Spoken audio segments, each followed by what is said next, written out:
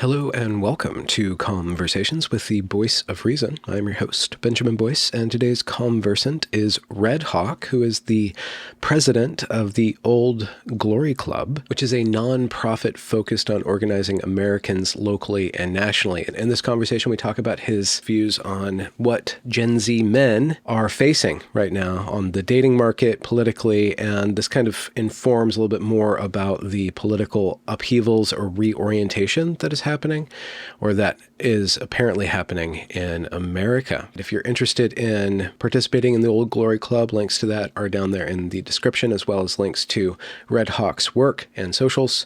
And if you enjoy this content, consider supporting it via the links below. Without further ado, here is Redhawk. Nice to meet you. Nice to meet you. What are you up to? Not too much. Just kind of chilling, really. Yeah. Yeah, I'm down in Florida, so I just got back into my apartment after a week or so without power. So, Oh, wow. Okay. yeah. Was it, were you at risk of losing So material goods? I'm right down in South Tampa, like a good 3/4 of a mile away from the water. So it was about 2 inches away from flooding this whole thing. So I got really Wow. lucky, but I evacuated all my stuff. I had a monitor that broke in the process of hauling all my stuff out. So I just went and got a new one from Best Buy literally yesterday. So I'm setting all the fresh stuff up. But Wow. yeah, it's Yeah. been annoying. Mhm. Do you have any hobbies? Yeah, yeah. So biggest one for me is hunting. Um, Oh, yeah, yeah. So I grew up in a hunting family, and part of the stuff I want to do for the OGC this year is start bringing our guys on some hunts that I guide to get people into the sport and such. But yeah, I've been hunting for like 20 years at this point. what's your favorite animal to overtake? Most of what I've shot the most of is deer and pheasants. But I've shot boars. I've been on safari in Africa twice, Hmm. shooting various game over there and such. So, but it, it's tough to say. It's kind of tough to pick one, because it's just like a spiritual experience. You just love being in the woods. Yeah, I bet. Mhm, Yeah. mhm. Whose idea was this Old Glory Club, and how worried should we be about it?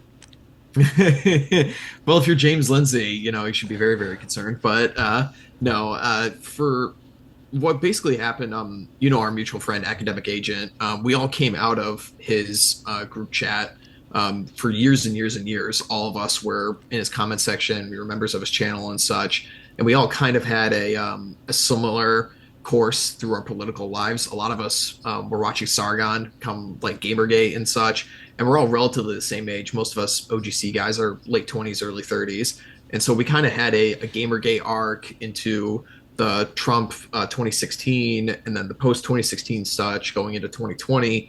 And essentially, what ended up happening, there was a sister organization born out of AA's chat known as Shieldings, and they hosted an IRL event in the United States in fall. No, it was in winter of 2022. It was actually the day the Ukraine war kicked off, which was kind of funny.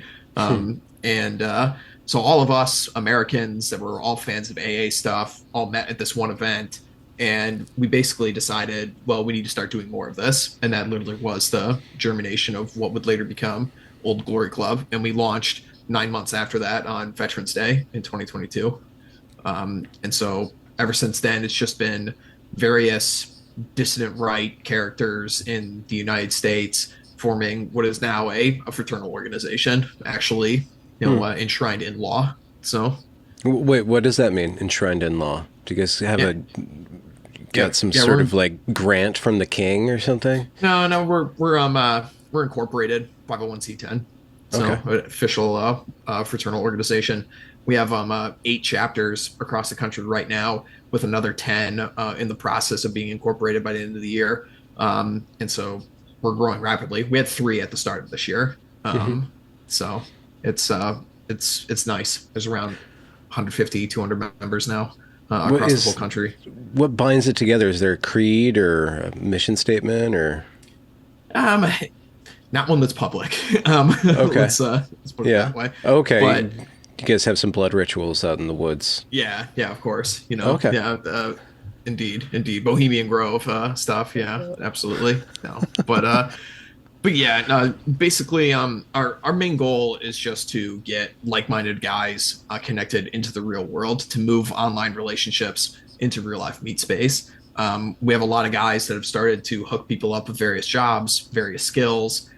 We just raised a little under $4,000 for a community of ours that was in North Carolina. And so we sent a bunch of our guys from various chapters to North Carolina to do some disaster relief stuff. The Florida chapter down here just last week was doing recovery in Tampa Bay. We spent last Saturday cleaning up a bunch of houses and beachfronts and such like that. So Hmm. it's just in the model of old fraternal organizations that were very commonplace in the United States up Hmm. until fairly recently.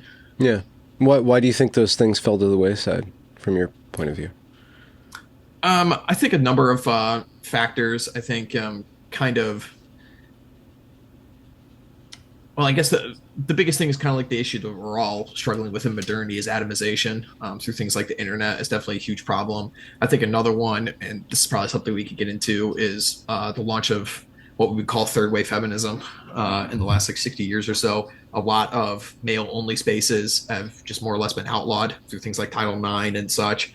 But so that's another big factor. And then as well as just simply multiculturalism is another problem as well, Hmm. I would say. Hmm. So just where you once had, um, you know, singular communities, all with a shared creed, shared ideology, shared religion, shared ethnicity, people were much more inclined to actually solve their own issues within their communities as opposed to looking for a big government to solve their problems for them. Hmm. Um, and this is something that we want to return. I mean, you still have like Elks Lodges. Funny enough, there's one not even a quarter of a mile away from my place, but there's just nobody ever there. Hmm. It's just all old heads. They just own the property. They rent it out to whoever wants to use it. I mean, how many Masonic temples do you see around? And it's just completely empty building. Hmm. What would Uh, differentiate Old Glory Club from the Proud Boys? mm. We are not explicitly a political organization in the sense of we don't do activism, we don't do marches, we don't do protests, we don't even get involved with local political races or politicians. That's not our goal at all. Our goal is just online relationships, get people connected. I mean, obviously everyone's going to have a shared political ideology, such as how they find this space. Obviously, I mean, it's not like we're putting up flyers or posters in the middle of the street or anything like that, right? So if you know what we're about, you're going to find us. But the whole idea is to get people to actually form those social bonds, move Hmm. from the internet into the real world. Yeah. Mm-hmm. When you bring up like ethnicity and ideology or creed, then there's an inclusive and exclusive demarcation that you're making. Yes. What is the barrier to entry? I assume male genitalia, unless Yeah. some sort of Yeah. war Yes. kind of took Yeah. care of that for you. There's absolutely that. It's a requirement. You're over the age of 18. You're a male and you're American. Okay. That's the barrier to entry. So What does being an American mean? for us, we decide that as heritage American. No, is and that just means do you have a lineage that dates that back to this country? We have various people inside our organizations that are different. I mean, my whole family is Ellis Island Coalition. I'm not heritage. All my people came. My mom's side are all 100% Greeks, and my dad's side they're all various shades of Scots, Irish, English, German. They're Marimots, right? They lived in New York up until recently. So all my people came here over here in the 1900s. I have no like true heritage American connection. There are other guys in the organization that could trace their ancestry back to the Mayflower and such, but we're not doing this, Murdoch binarian phenotype kind of stuff. That's not what we're about. This is ridiculous. Okay. Yeah, Yeah. interesting. So yeah, I just wondering how we navigate ethnic solidarity without tripping over. There are certain groups that get allowed or that are allowed to have ethnic solidarity, and usually because they can smuggle their supremacism under the banner of victimhood. And then any reaction to that is problematic because then you start getting into this kind of race war and stuff. How do you avoid that dynamic or allow that dynamic to occur? Like, to what degree, you personally, have you kind of threaded the needle in the multicultural third wave feminism, woke intersectionality dialectic that causes the white male specifically to be at once at the top and the bottom of the totem pole? Yeah, it's hmm. It's like it's interesting because like in our so like the known wisdom of like our whole space, right? Whenever you get on Twitter or something, is that anybody in the group in the dissident right all needs to have some kind of central idea, otherwise we're never going to function properly. Oh, we need to go back to this certain denomination of Christianity, or we need to go back to this certain definition of whatever white is, or this definition of American, or what have you. And amazingly, we kind of just found that all this internet bickering stuff just goes away if you're in meat space and you're in real life. There are people who are on the central committee of the OGC who are pagans. There's all various denominations of Christian. There's people who are, I mean, like I was raised Catholic, but would I call myself like, deeply religious? Not really. I've, definitely fallen quite away from the church, in the last like couple decades for sure. So, but honestly, we all just get along kind of over a shared bond of what I would call just like traditional masculinity. Like there's no bickering, there's no bullshit, there's no lying, there's no backstabbing. It's just men being men, basically, is the best way to summarize in the world. it. So it's outwardly directed. It's not ideologically directed. It's not politically directed. It's directed towards, I guess, what you did mention is some sort of works. We're going to go and do good works in the world. We're going to meet up, have some beers, shoot some pool kind of stuff, and just get to know each other.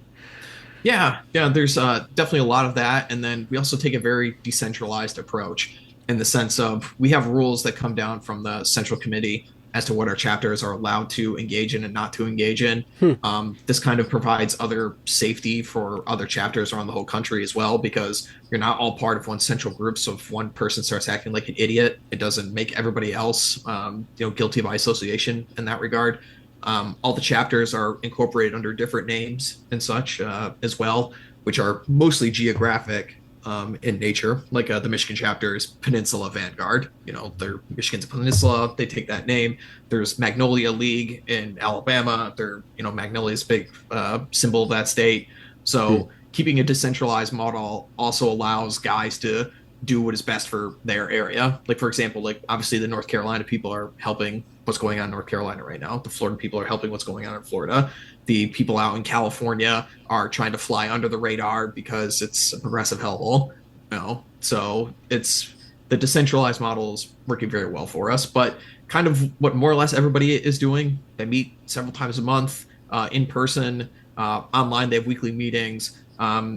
Over the summer, I'm an accountant by trade, so in the summertime I have like summers off. It's like teacher hours, so I drove around to 32 states over the summertime, and I was visiting a bunch of our chapters, and we were doing things like climbing mountains, like doing hikes and going shooting, and engaging in bar activities. Everyone's going out for a beer and such. People going to church. It's just bonds of brotherhood is the main goal. Is there any, how's the culture? I'm sure that the culture differs from group to group, area to area. But I'm just wondering, you bring up masculinity. Is there like a kind of a pro-family kind of push? Are you inculcating men towards, or pushing men towards, familyhood and that kind of? There's definitely there's a lot of guys in our thing that are married. There's a lot of guys in our thing that are recently married. Some people are fathers. Some people are older guys. I don't know if you're familiar with Stephen Carson and any of his work at all. Radical Liberation. He's got 8 kids, and he homeschooled all of them with his wife. And they do a lot of videos. He's a member of like academic agent sphere of influence as well. But so he does a lot of work in that regard. So there definitely is a pro-family, definitely a pro-natalism streak in the whole thing as well. So backing away from OGC, to you, what's your trajectory? How did you find yourself becoming politically awakened during the Gamergate era? Um, I mean, I so I guess I'll start I think I kind of had a similar experience to a lot of I'm like a late millennial, so I'm 30, so it's like the tail end of where millennials are and such.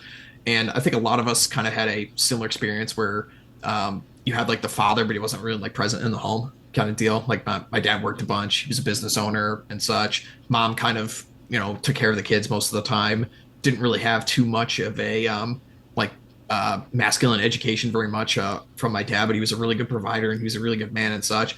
And then my dad got blindsided by the divorce courts, and my mom won the kids in the divorce proceedings, right? Mm. And so that just completely fucked up my relationships with the opposite sex and such.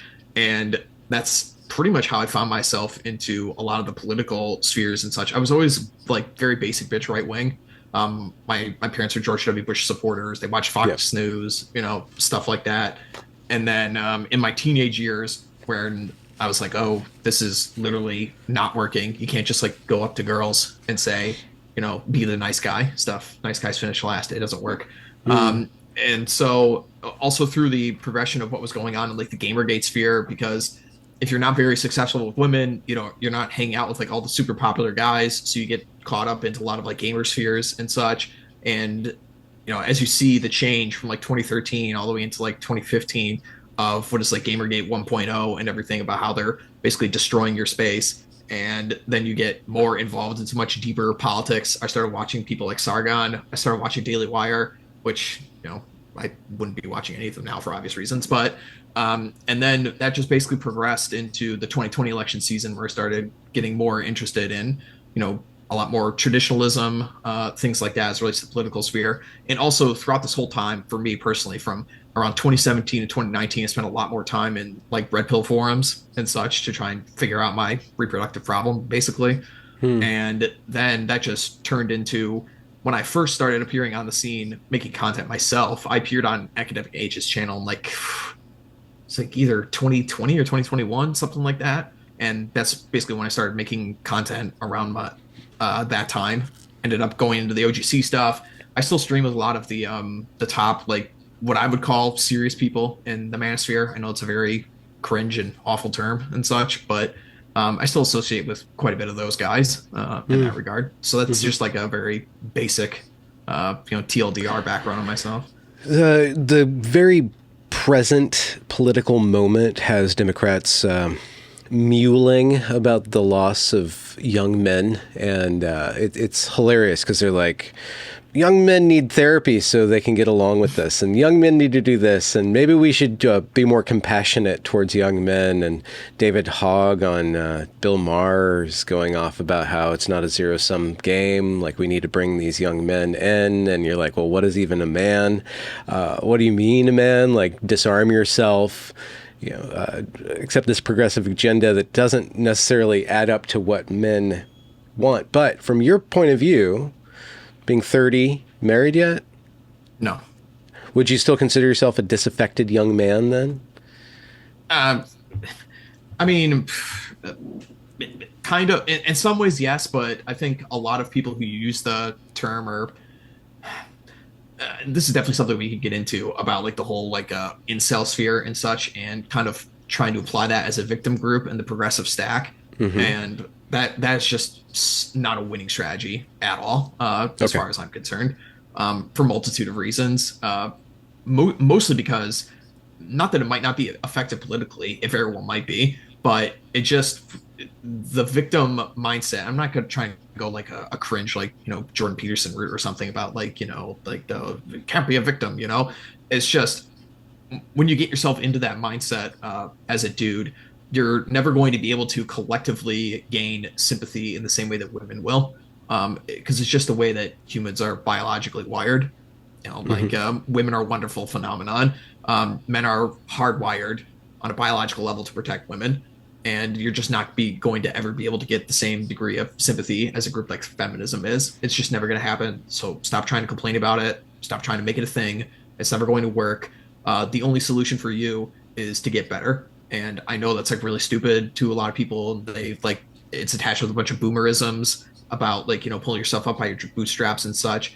And Hmm. unfortunately, that is really the only answer that you have for you. Why is that cringe or boomer? I mean, that's get good. That's a gamer term. Yeah, yeah, very much so. I think one of the huge issues that a lot of younger guys tend to have when they get roped into these conversations with a lot of whether it's their parents, grandparents, or other relatives or such, we're trying to educate them as to the way that gender dynamics work in 2024. Um, it like all the advice just really isn't applicable.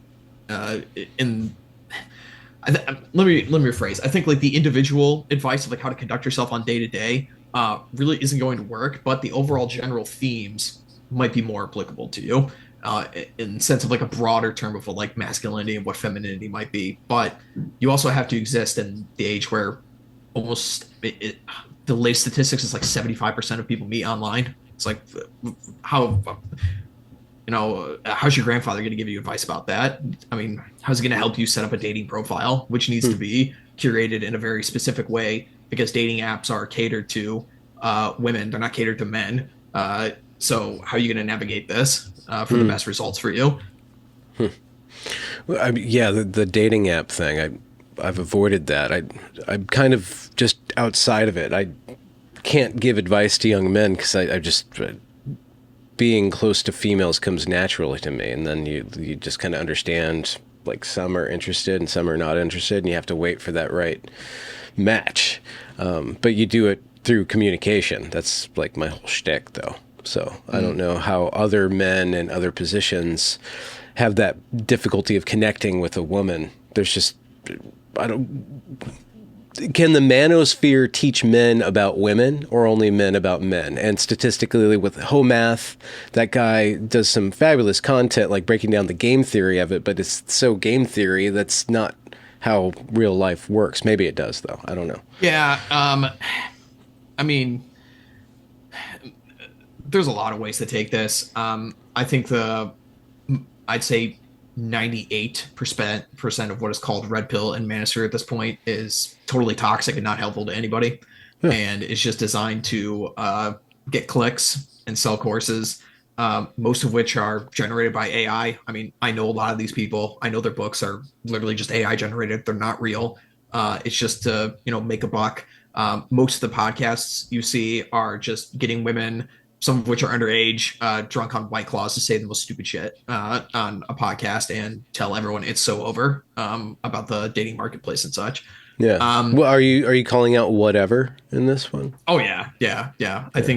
think more, definitely more so even like Fresh and Fit and such. I think they're all of it is just complete cancer and toxic. Hmm. Same thing with the Tates, you know, uh, and Why do they have such a big platform? That mystifies me. Andrew I Tate, his brother. there's a couple things to go on the background of Tate. I don't know if you know too much about his history and such, Andrew or Tristan Tate. So the two of them made it big in the early days as some of the first early adopters of like the cam girl business. The two of them moved out into Eastern Europe. They had like a big giant like what you would call like a Playboy mansion basically, and they ran a bunch of these like private cam whore sites basically. And they were some of the early adopters of that. Now, also, just because of the nature of the manosphere at that time, this is like the mid 2010s, when they were starting to get much more of an online presence, they were talking about men's issues in the podcast sphere. The manosphere itself, proper, when I would describe it, started in the late 90s with things like the Rushvi forums, the SoSwap forums, Chateau Hartiste, such like this. And that was basically just in the blogging sphere. It really didn't start to become into the podcasting phase until the mid 2010s with people like Roll Tomasi, who I still think mostly does pretty good work. He's definitely starting to go down more of the red meat territory, particularly in the last couple of years. But I think definitely his first two books in his Rational and Male series are, I would still recommend those to people. Mhm. But anywho, so he gets into the podcasting sphere. He starts associating more with like the Tate sphere and such because they're doing something. This is very interesting from a an Evo Psych perspective. This is a new scene that's popping up. Let's talk to these guys a little bit more. what Andrew and Tristan Tate then start to do after that is they start to basically adopt the buzzwords in Rollo Tomasi's work to become more marketable. And then in the last 4 to 5 years, they did something that was called the Hustlers University, which is basically a pyramid scheme that they ran through TikTok. And they would pay, most of these guys just came out of India or Dubai or something. They'd pay them like 100 grand a year and just to make infinite TikTok accounts. It didn't matter how many of them got banned. It didn't matter. Just post Andrew Tate stuff nonstop. And he was the first guy who actually milked the TikTok algorithm in this regard. And it's pretty much to this point now where he's solidified himself as like this figure and such. So he doesn't really need to do this Hustlers University crap anymore, especially when they got this deal with Rumble and such. He's not getting banned anymore. So, and it's basically like a lot of his terms have just been like added to Zoomer culture, basically. I find it interesting where I talk to like younger cousins of mine or like my friends' younger brothers and such, and they all know who Andrew Tate is. And these guys are like between 13, 16, 17, some of them, they all know who he is. They all use his terms. And I'd say it's particularly toxic in the regard of I really distrust characters who go into a space and then just shit on everybody when it's no longer expedient for them. So the Tates over the last couple of years have just basically said, oh, the red pill in the manosphere is full of a bunch of losers. It's nonsense. It's ridiculous. It's like, dude, like these were the people that gave you your start. You were using all of Rollo Tomasi's terms. Why would he treat men any different than he treats women ultimately? Yeah. It's a very good point too. Yeah. And what is his, I guess you kind of touched on the marketing aspect of him, but like, what's the content that he is eliciting in young men? Why is he important to young men? What is he selling? And then what's the counter to that? Okay. So I'd say that, all right, there's gonna be a lot more background here. So, one of the things that first, enters a guy's mind when he gets into red pill and manosphere places. And it's not like there's billboards up for the red pill or the manosphere, like outside, right? The only reason you find this place is because you have literally nowhere else to go. You're so desperate with your problems that you go to the last place that you would ever look, which is Reddit or a Google search or something like that, right? So the people who are finding this space are not, generally speaking, well-adjusted people. A lot of them are very spurgy. A lot of them have a lot of problems. A lot of them are, like you're broken. If things were going well for you, you wouldn't be here, right? And one of the most effective ways that we have found through decades of this work at this point to get guys out of what people now would call, like, to borrow a term from BAP, like longhouse, right? Longhouse conditioning and such like this. Yeah. One of the most effective ways to get dudes out of this is get them more in touch with the natural emotion for men, which is anger.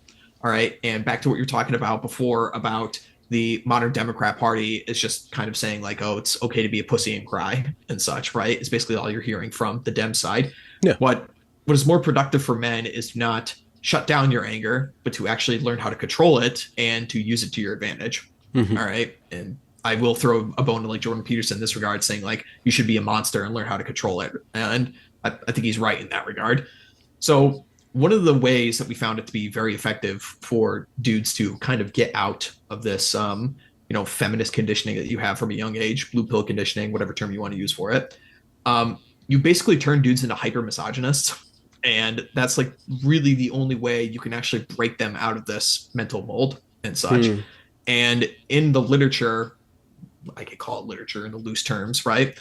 This would be called your anger phase, right? You're angry at the world. I've been lied to. I could have been so much more had I known this information. This is ridiculous. The system's out to get me and such. All these bitches and hoes are, destroying my life. I could have had a great career. I could have had a great relationship. She dumped me and I destroyed my whole life and such, right? Now before you had this whole podcast sphere, which was catering to guys who were in this anger phase, which is pretty much like all like Fresh and Fit is and whatever and stuff is, right? To capitalize on this anger for marketing purposes. This would usually last guys around like 6 months. Okay. They get it out of their system. They realize that being angry just out at the world isn't helpful to you.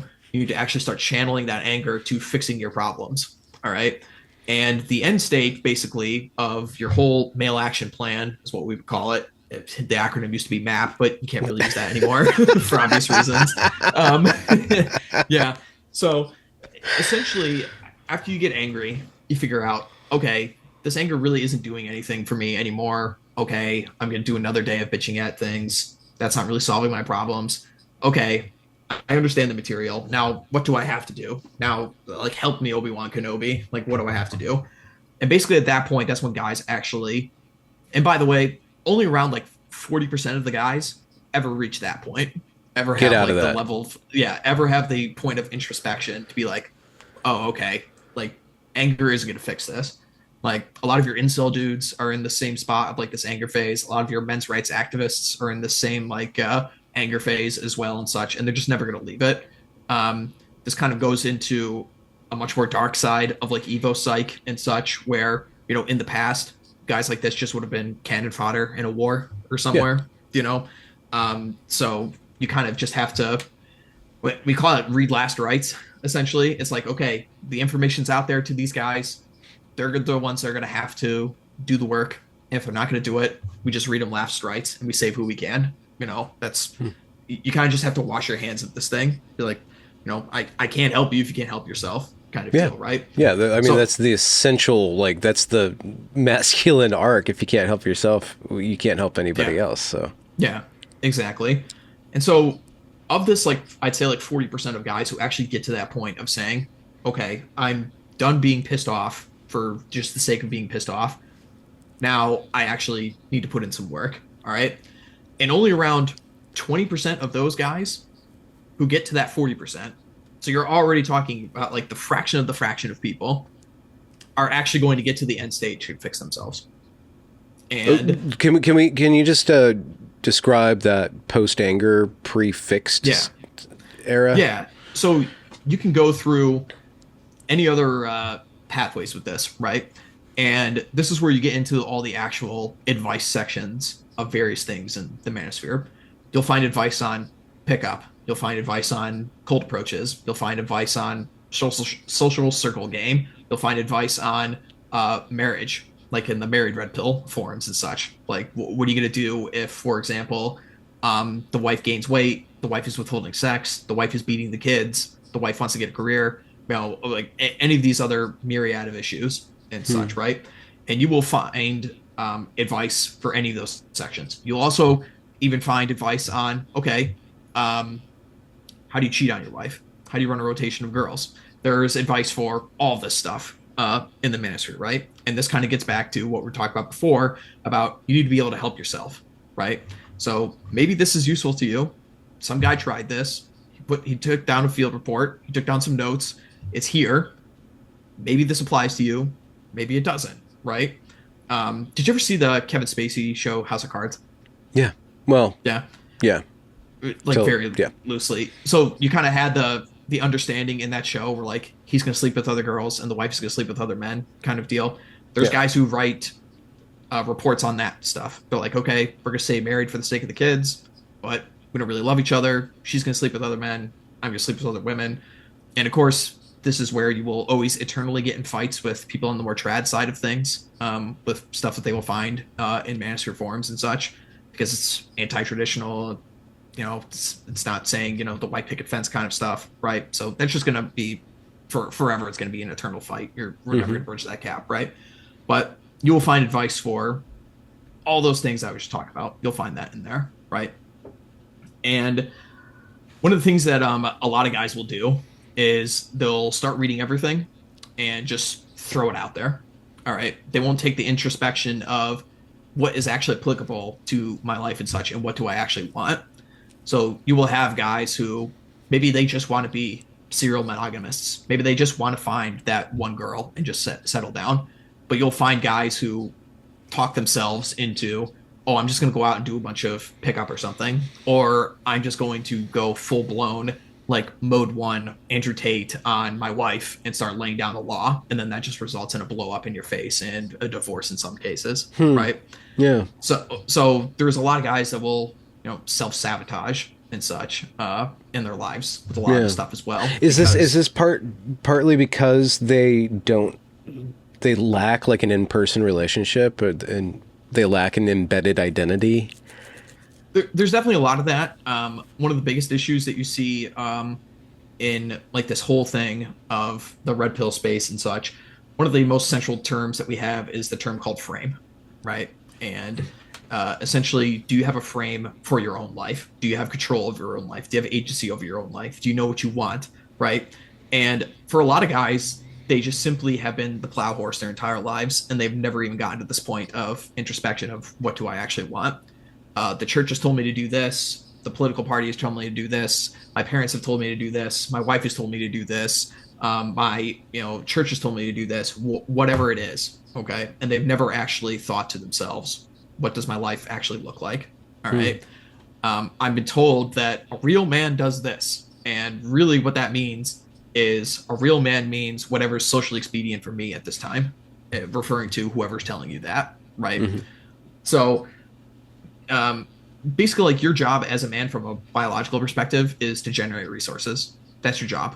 But really what frame is understanding your role and then realizing that nobody ever takes advantage of you for it. You're getting something off of what you're producing. And one of the things you see a bunch is almost like universally, it's crazy how much this happens. If guys get to the end point of establishing a frame for themselves, almost all of them start exhibiting the same traits. Almost all of them get raises at their jobs. Almost all of them will either go out and start a new business. Almost all of them will start getting more sex from, whether it's their wife or a rotation of girls, or they'll get a side piece or whatever it is. They almost all start becoming more traditionally masculine in the sense of they all start lifting weights. They all become physically attractive. They all become more assertive. They all become, like the stereotypical, what people call like asshole traits, all these kinds of things are signals for when a guy starts actually establishing frame for himself. And one of the other things that I could touch on is when guys first start getting into this sphere, everybody kind of just spews out a whole, we call it the Batman origin story, right? A guy will write this 10,000 word essay about what is going on with him, and he will never, ever utter words about himself. It's always extrapolating it out to other people. Like, this is happening to me. This happened in my life. This is that. This is this. But there's no actual description on what the guy is himself. The guy never says I'm overweight. The guy never says I'm unattractive. The guy never says I'm socially awkward. I'm a pushover. And basically what it is, really like the end state of a lot of like what would be manosphere talking points and such, is realizing that it really actually does come down to you. It starts and ends with you. You can't just throw this out to other people. Yeah, for sure. But what's your trajectory? And did you kind of follow the same pattern that you describe other people? Yeah, definitely quite a bit, because I in my own background, I definitely went through a huge point of anger. I mean, for myself, my anger was way more directed towards my own parents and such, because you got divorced, you broke apart a family and such, so I definitely think if I really didn't have it ingrained in my brain for such a young age about conservatism and such, I probably would have gone down a path of throwing out my anger towards some societal institution or such, right? And because I was just raised on that, don't be a victim. Democrats are victims, right? And whether or not that's true or not is besides the point. That was just the thought process that I was going into. So my anger was definitely focused on individual people as opposed to whole systems and such. Okay. And then how did you interact with red pill dogma, or just all that information, and how did you navigate that to build your own ideology out of all this different advice that was being offered you? Yeah. So the first time I ever came across some Roland Tomasi's work, funny enough, is I was watching Stefan Molyneux, and Roland Tomasi came on that show and had an interview. I can't remember what year it was at this point. It was so long ago now, but that was the first time I actually had heard of his work and such, and picked up his Rational Male book, which very much kind of describes a lot of like evo psych terms, like why women behave a certain way, why men behave a certain way, and such. And it kind of just put it into terms that I understood just kind of from observing in real life and such. I wasn't like a super popular kid when I was growing up and such, but when I got to college, I kind of was able to hit a hard reset.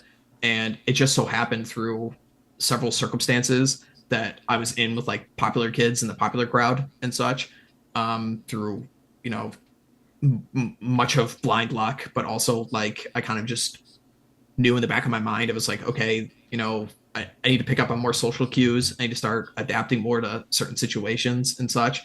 And it just kind of worked out for me in college. And so I started hanging out with a lot of like frat guys, a lot of sports bros and such.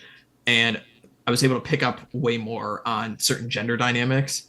And I was like, if you are an asshole to girls, they seem to like you for some reason. Hmm. And that is when a lot of like light bulbs in my head started to go off. And I was like, oh, okay, well, let me just go ahead and try some of this.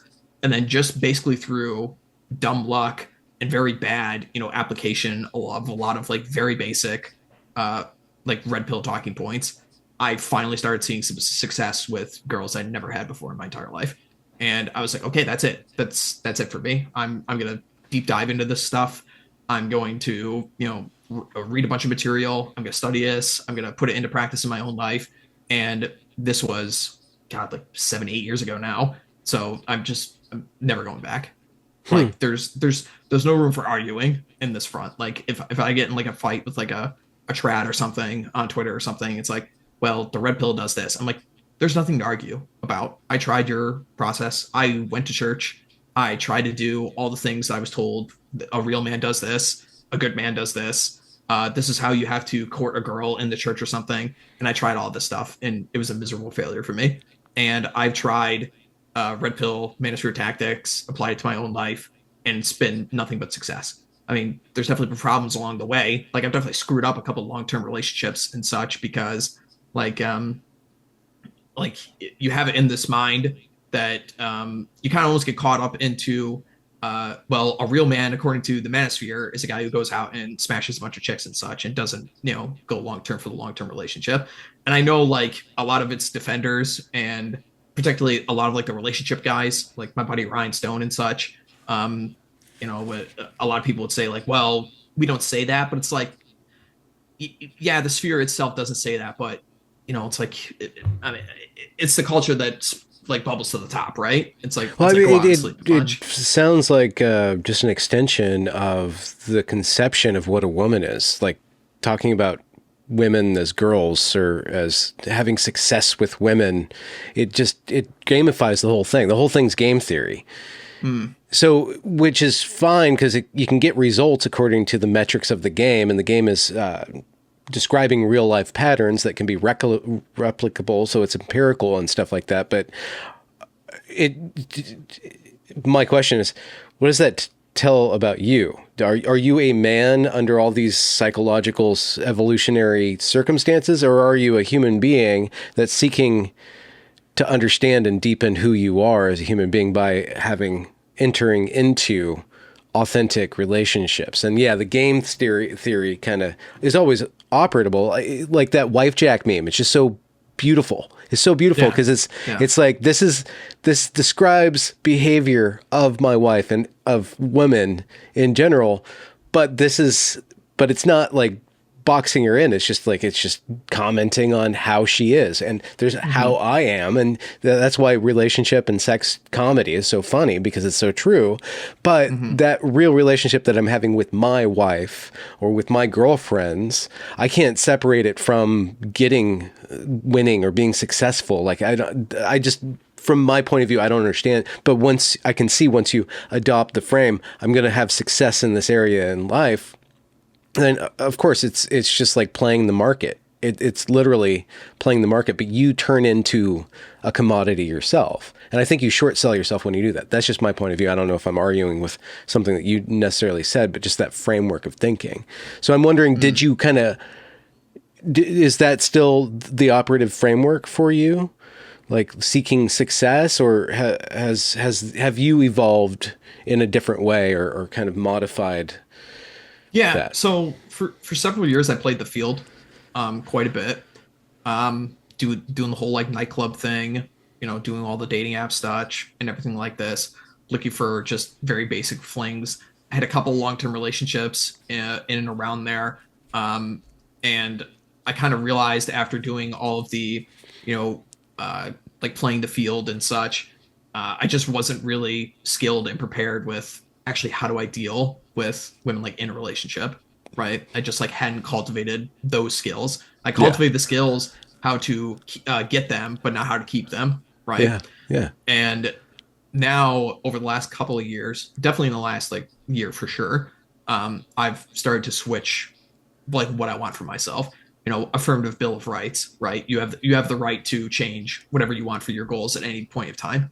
Uh, Okay. and and at this point, I am looking for something more long term. Yeah. I mean, and a lot of that does definitely come from mostly like political leanings and such, where like, yeah, I kind of want to start a family. Definitely want to save, my country more or less. No, Yeah. Yeah. Save the Republic, start a family. yeah, yeah. Yeah. What instigated, I guess, politically, but is there something about when you say you change what you want, is there some part of you that's actually telling you like, no, I want something else? And how did you, Mhm. if that's the way that it worked, who is that part of you, or how did you become aware of something more? Uh, I don't know. I guess it's interesting to think about really because in a weird way, I've almost really turned out and ended up right back where I started in the sense of what I wanted. I like when I was a teenager and such, and like first getting into college, like I wanted to do the good conservative thing, like be a man, have a house full of kids and stuff like that. And in like a very roundabout way, I've basically just ended up right back in the same place where I started, just through very very different means. It's like I think it kind of just comes from what is your starting principle in this regard. Like back then, the thing was, I should do this because this is what a real man does. And really, it's at this point, it's just, I am a real man already, but this is what Yeah. I want. Okay. Oh, All right. yeah. Interesting. And what about any sort of philosophical aspect to this, or the question that Matt Walsh made popular was, "What is a woman?" But I think a more fundamental question, which is the foundation of Western thought, is the question, "What is a man?" Hmm. Have you thought about that? Like, not just beyond, like on a philosophical level, like what is a man here for? Like, what are you in relationship to the world? What are you called to be? I guess like a little deeper than just this is what a real man does, but like what is the man's process of becoming real? Have you Hmm. thought through that?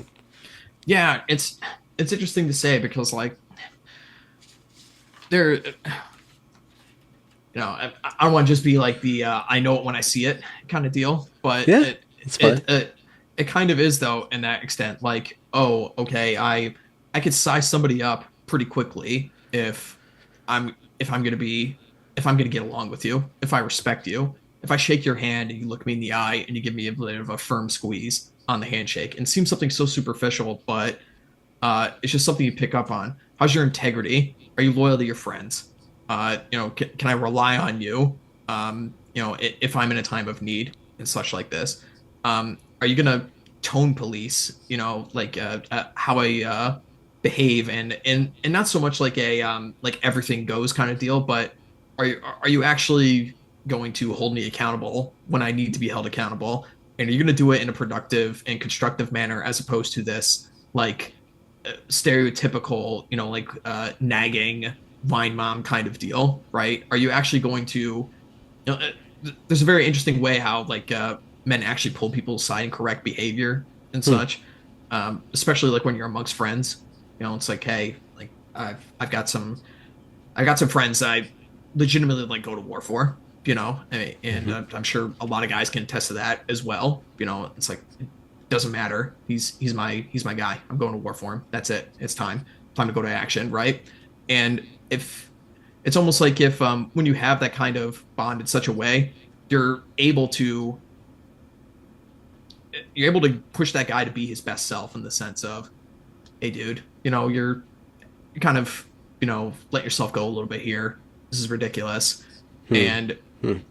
it's Hmm. it's so interesting because like I still do keep like progressive friends and such just because like through the nature of like where I grew up and such and like but you just can't really talk on such deep levels with these other people because they're gonna like tone police you if you drop like F slurs and such. And it's like if I can't get past this very basic stuff, then how am I gonna talk on more like deeper meanings and things like Hmm. this? Hmm. And also this really comes into point where I'll give an example. So I have a friend of mine who's getting married and he's going to do a prenup for his marriage and such. And he knows that he can't really talk about this with anybody else because they're going to give him the finger wagging stuff. But he talks to me about it. And, the stereotypical side and like the manosphere stuff is like, oh, just like cover everything 100%, but like really, like, do you really need to cover everything 100%? Can you actually like be a little bit more, like, I guess we call it fair. I guess like if you really do love this woman and such like this, and we sit down and have a conversation about it, we go over, he's a business owner and such. He wants to protect this and that. And I'm like, yeah, I think this is fair, and I think Hmm. this is this suits you, kind of deal. Or if I don't know, I'm kind of rambling a little bit, but do you get what I'm like Hmm. getting at in this sense? Yeah. It's like Yeah. on a deeper connection, you can actually talk about things that everybody else would shame you for. Yeah. Well, I guess the nature of internet discourse is such that it's very difficult to have a relationship with enough trust where correction can be voiced or Mm, criticism can be voiced.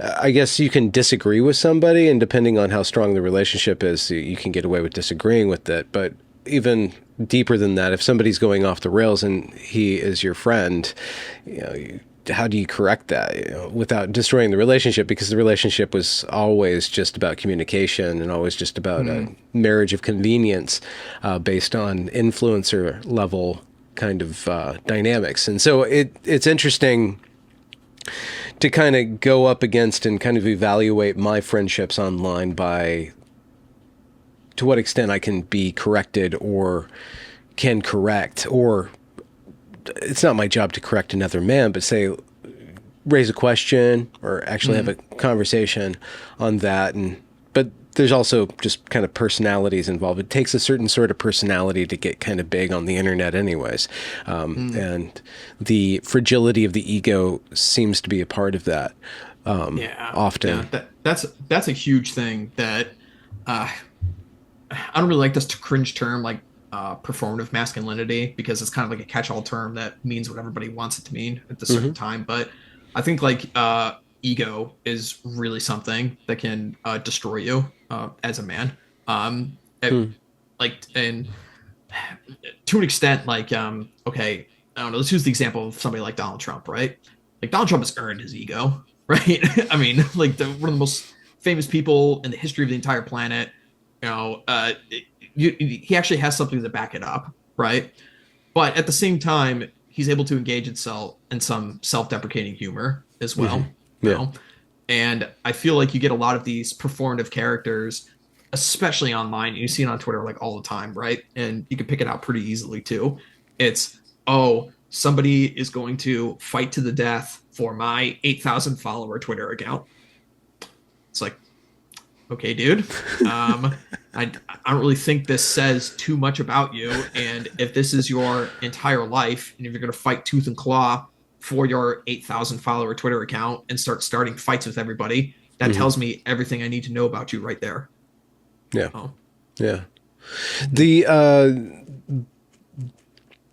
I guess would you these terms are so low resolution, but there's this dissident right slash right side of discourse that I find really interesting, and but it's so texturous. Like when I don't know if you're gonna allow me to go here, what this is going to cause to stir in you. But when I began working on trying to figure out this gender transition stuff, I ran into a lot of feminists, and I'd been kind of in this, like, I encountered feminism as just kind of this cringe ideology where women want power and no responsibility, right? And it's just like this movement, you know, from a kind of a Rush Limbaugh feminazis kind of thing. They're kind of just all of a pace. But once I started engaging with them, you see that there's all these different waves and different kind of clades and different kind of things going on, different discourses. And, you know, a feminist can be completely in line with the traditional point of view. They just want to make sure that the family's protected, or that women are being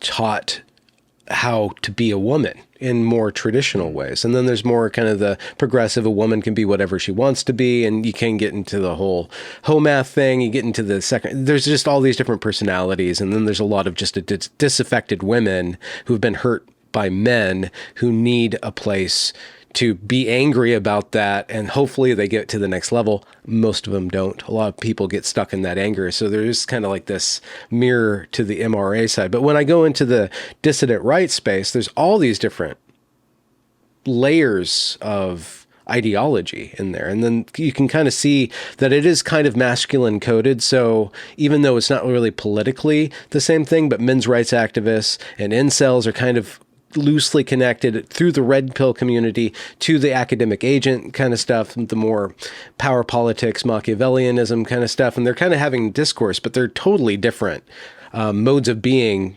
expressing concerns for different aspects of life. It's not all political.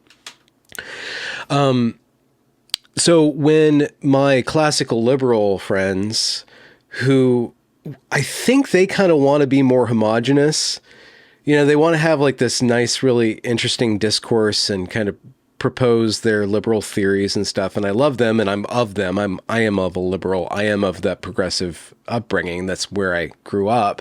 I'm interested in critiquing it and moving beyond it if there's anything to move beyond. But when they try to engage, just like when kind of men kind of go after feminists and they don't really engage with any single feminist, they just kind of group them all together as the enemy. When the center goes against the right, like they went against the left, and they only went against the left because the left went against them, and now they're trying to go against the right and try to bundle it all into this woke right stuff and trying to organize that critique, I'm watching James trying to narrow down his definition of what he means by woke right.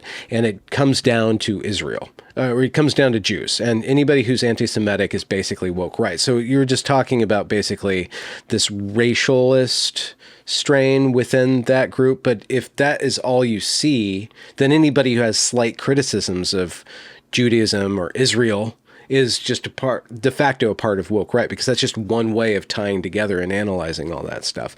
But I engage with it, and I try to see, okay, is there something to be worried about fascism or whatever, you know, like all these cries that the right can go too far. We need to be worried about the right going too far.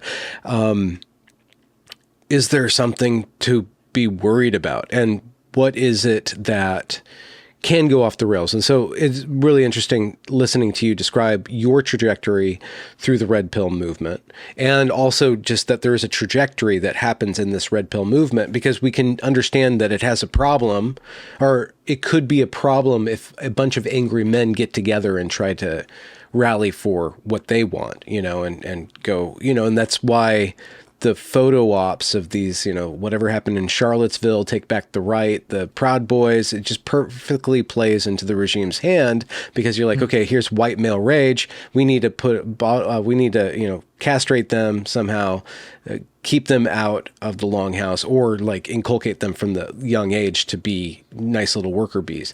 So I'm just wondering how you've seen the extremism that could parasitize you and cause you to be a functionary of an ideology rather than somebody who's growing as an individual, and how you, and perhaps how the Old Glory Club is kind of a different way from a radicalized, angry male political uprising, reactionary fascist movement or something like that. I'll say at the start that I mean, me personally, and then also just as the club as a whole, um, I and we are not interested in getting into online like debates and squabbles back and forth with people like shit You're over stirring, that. You guys are kind basically. of already over that. By the Yeah, I'm time just people get to the old glory club, they've already had their fill of that. yeah. Ideally, yes, and if you're not, you will be vetted accordingly, and you will be removed. I'm Why? not. Why is that a point of? Why is that like disengaging from that kind of behavior important? I first of all, I don't think it's remotely productive at Okay. all. Is the first thing. I don't really think that. Um, like I think if a very special class of people with a certain, we like to use the term autism, right, in our spheres, right, but a very specific group of people are actually capable of having their minds changed through debate and through ideas, and most everybody else, it is just, I mean, surely you see this, you must see this in your comments section, where people will come in and demand that you talk to this person, and really what that means is become my dancing monkey when you talk to this person for 2 hours, so you throw shit at each other and Hmm. entertain me. And like, fuck you. I'm not your dancing monkey. I'm not your plaything. No, I'm here to do work, and if you're not here to do work, I don't want anything to do with you. So that, I think that's where it comes down to right at the start. I mean, So, like the Groiper kind of stuff just it doesn't appeal to me. No, doesn't appeal. Okay, yeah, or is even no. counterproductive and even kind of Uh, yeah, okay. I would say so. I mean, like again, like we were talking about, like putting labels on people and like throwing everyone into a certain box. I mean, Yeah, like what does Groiper even mean? Like yeah, because like you see people like BAP and others who are like say like, oh, we were the original ones, we used this term like way back in like the 2016 days, and then like does Groiper refer to Nick Fuentes? Does Groiper refer to your 10,000 anonymous Twitter accounts with hilarious names that just attach Groiper at the end of it? Like what does that term even really mean, right? yeah, But like, yeah, for sure. Okay, yeah, but it's a anyone mode of who behavior that you're yeah. Okay. yeah. Anyone who engages in like the intentional like shit stirring just for online clicks, basically, it's like, okay, what does that actually accomplish you at the end of the day? Okay. If you say you're all about this, saving the West, this catch-all term or whatever, or Yeah. like, if you say you're about this, well, show me you're actually about it. Yeah. Like Well, how does your behavior or like your club or like the direction that you're trying to go with your community, how does that scale up to saving the West, or is that just like a not even a point? I Like, mean, like I mean, pretty much all of us would prescribe to like elite theory and such. It's like, hey, if a new faction of elites wants to establish us as a client group, yeah, that'd be wonderful. I'm open to that. But also, I mean, there's contingency plans, right? It's mitigation of risk. Like, do you stand a better chance at what we all see is coming down the road as not exactly it's not exactly going to be fun for like straight white men, right? I mean, take a look at a place like South Africa. Like if you think that that is not something that can happen here, I think you're delusional. hmm. No, so it's all about mitigation of risk, right? Do you want to have other people in your life who are like-minded, share your values, and are about actually bettering themselves in the real world, whether it's through things like physical fitness, whether it's things like getting you established into a career. There's plenty of guys in our thing who are mentoring other guys on certain skills, whether it's in the trades, whether it's Hmm. in like white collar jobs, what have you. And also like just for your better mental health as well. Just, like we like to use the term, right? Hiding your power level, right? But like just walking around, in your everyday life, like I was talking about before, how you can't really be serious and talk about deep ideas with your progressive friends. You just can't do it. Hmm. So but just imagine having that mental load taken off of you when, oh wow, I've got people who look like me or think like me as well, like around me and such. And how is that not appealing to you? Hmm.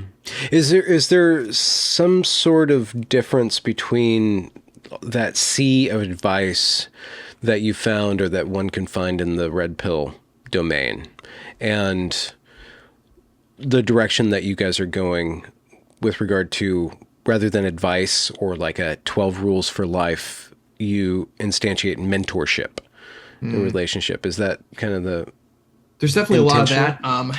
one of the things that you'll find through a lot of like Evo Psych, and then just but this is something that's also talked about in Manosphere and Yeah. Red Pill circles as well. So specifically how men bond. Men bond through action, through doing things together. You see this all the time. Like guys don't just call up another guy and talk about their problems. Guys will talk to each other while they're doing a project. It's like, oh, Yeah. he's coming over and we're gonna work on the car, or we're gonna work on the yard, or we're gonna do something in the basement, set up some sound system or something, or we're gonna talk while we're gaming, like through a shared action or something Yeah. like that. Yeah. It's always through a shared combined goal. That's how we bond with each other. Do you have my back in this situation when I can rely on you? And maybe that is something as minuscule as, oh, are you going to show up and help me rake the leaves in my yard? Are you going to help me win this game of League of Legends or something? Like it's Hmm. something, even though that seems so trivial, it just actually speaks to your part of your lizard brain that used to be, oh, we're going to go hunt this mammoth now. It comes from the Hmm. same place, even though Hmm. it seems trivial. Yeah. For you, switching towards desiring what you called a long-term relationship, Hmm. what are some of the bigger switches in how you've conceived of yourself and other people that you've been undergoing in the past year? Mm. Um, hmm. It's interesting to think about. Hmm. You're firing the good questions on this one. I like this. Yeah, I'd I guess like it definitely forces you to be more introspective on like the little annoying things that you do, right? Hmm. In the sense of, okay, if I really am just going to see a girl like 3 or 4 times, I don't really have to be super concerned with opening up certain facets of my life, like for example, being the president of an online community with, a bunch of guys and working, for the future of stuff. Like I don't have to explain that to people, which is I don't have to explain that to a girl about something that is a major part of my life and what I'm doing several nights a week and Yeah. why we can't hang out. I don't have to worry about, certain like things that other people would consider like off-putting behavior. I mean, even something as trivial as, oh, okay, I left a shirt crumpled up on the couch. It's like, Yeah. yeah, I'll get to it when I get to it. The dishes are piling up. Yeah, I'll get to it when I get to it. All right, just like very simple things that, you know, like habits that you have that other people would find, like off-putting as such. Okay, I went and shaved my beard. There's a couple hair trimmings in the sink. Yeah, whatever. It's like that meme, like the guy has like the bed and the TV in the empty room. Guys will literally live like this. It's like, yeah, it's true. So Yeah, mhm, people can't see it at home, but you are in a very sparse room. Ain't no, ain't yeah, no paintings on those walls. yeah, yeah. There's a bunch above here, above the Oh, good. Where screen and your such. But yeah, attention's yeah, actually yeah, directed. yeah. Yeah. Hmm. So, I guess you have your YouTube channel. You have Old Glory Club. What with regard to content? Hmm. I love that word. People bag on that word, but I love the word. It's a great word. What are you focused on right now? I guess right now you're mostly focused on the organization. Yeah, mostly on the OGC. Whether that's IRL events, whether that's like getting our chapter spun up, whether that's our own content creation, whether it's our Substack or our YouTube or what have you. Okay. Yeah, Yeah. that's where most of my focus is. I very very rarely stream to my own channel at this point. I used to have Yeah. a weekly show that I did for about a year ago is when I stopped doing it like weekly, but I ran it for about like 16 months, very frequently before that. But yeah, most of the stuff I just focus on OGC stuff these days. I'll make occasional appearances with some of my other Manosphere friends on their shows and such. Keep in contact with those guys and have some interesting conversations and such. But yeah, most of my stuff is almost all OGC at this point. Well, what is happening with OGC, and how does one initiate the process of being initiated in it? Yeah. So the easiest way for people to get involved at this point is I just forward everybody over to our website, oldgloryclub.com. We've got a page there with all of our chapters all throughout the country. They're listed there. If you find one that's local in your area, you could reach out to those guys, shoot them an email. they'll vet you. They'll take you to a couple events. If they like you enough, they'll bring you on as a member. It's essentially how it goes. Hmm. If you want to just get involved with other stuff that we're doing as it relates to content and such, we have a Substack, post 3 articles a week on it, and then we have the streams. They're on Thursday nights, kind of like a all-around news show and such like that. What are you guys America. talking about in your articles? What is the All sorts of stuff. We have our editorial standards are simply we take a very anti-black pilling stance. So just no like negative Humorism, black pilling yeah. stuff. Yeah, none of that stuff is allowed, and just has to be America centric in some way. We have people that talk about American history. We've had people talk about regions of America. We also have guest authors. People could submit pieces if they want us to publish them for them. You could submit something if it's up to our standards. We'll have our editors look at it and we can post it. There's people that have talked about fur trappers. There's people that have talked about, paleontology. There's people that have talked about, certain political issues of our time. There's people that talk about video games. It's a hodgepodge. We do movie reviews. Some people talk about warfare. You never know. It's just it's like there. Boys Life magazine kind of thing. Pretty much, yes. What are you working on? Are you working on a piece for that, or? I haven't recently. I've written a couple on hunting previously on there. I frequent some of our movie reviews. We did one on Brazil recently, Terry Gilliam film, if you've seen it, 1985. That was really interesting. But I run the Thursday streams as well on there, kind of like the host of the whole thing. So that's where most of my stuff is put out. Well, what's coming up next on those streams so people can click on it? Yeah, so basically every Thursday is just the breakdown of the news. It's essentially what it is. We are going to do a huge election night stream. We're going to have a whole slew of guests. Here it comes. So yeah, exactly. So we'll be up for like 12 hours. Just watching it and enjoying ourselves. Yeah. But ideally, but it should be fun. Yeah. Well, Redhawk, thank you very much for reaching out and giving me a chance to pick your brain and propose some questions for you. Kind of dig into your ideology, and I mean, I guess your personality more than your ideology. Ideology's kind of got a bad meaning to it.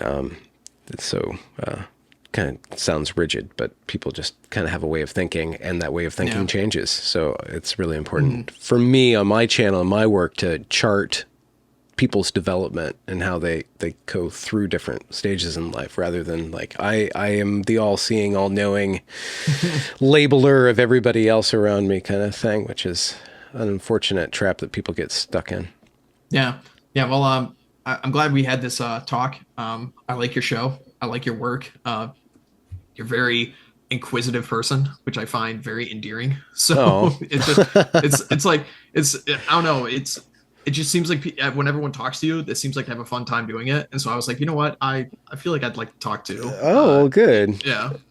So it I was, hope you feel it was a good hour of your Saturday. Yeah.